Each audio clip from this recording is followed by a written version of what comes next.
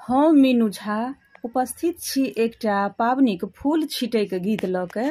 संगमे श्रीमती माला झा सेहो छथि।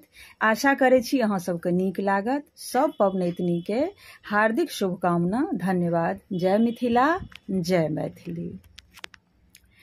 हमरा बाबा के अंगना जुटान भेलै ना, हे जुटान भेलै ना।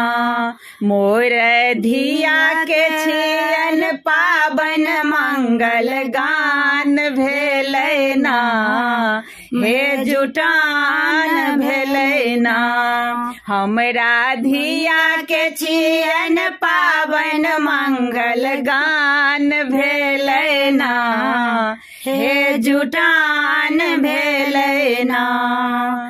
कथी में लोढ़लहु बेली चमेली, कथी में लोढ़लहु बेली चमेली, हे बेली चमेली। कथी में लोढ़लहु अरहुल लाल, हे जुटान भेलै ना, हे मंगल गान भेलै ना।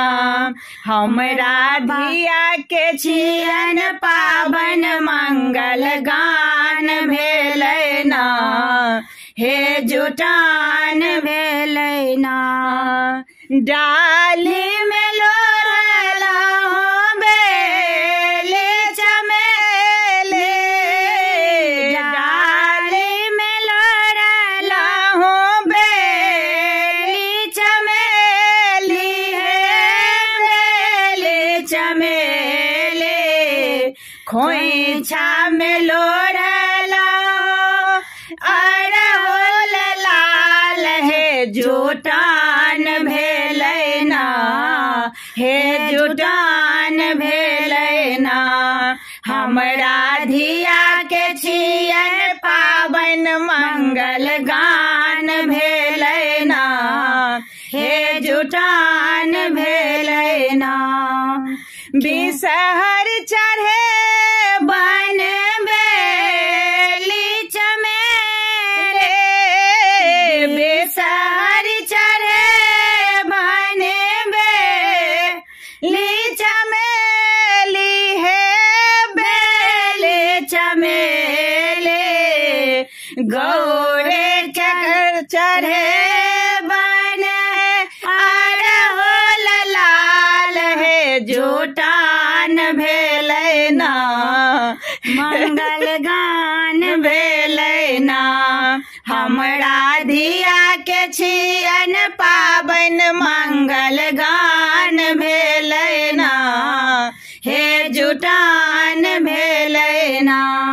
बिषहरी देथिन अन्न धन लक्ष्मी, बिषहरी देथिन अन्न धन लक्ष्मी, अन्न धन लक्ष्मी। गौरी मैया अचल सोहाग मोर करथिन, जुग अहि बात बढ़त ना, जुग अहि बात बढ़े ना। हमरा धिया के छियन पाबन मंगल गान भेलै ना, हे जुटान भेलै ना।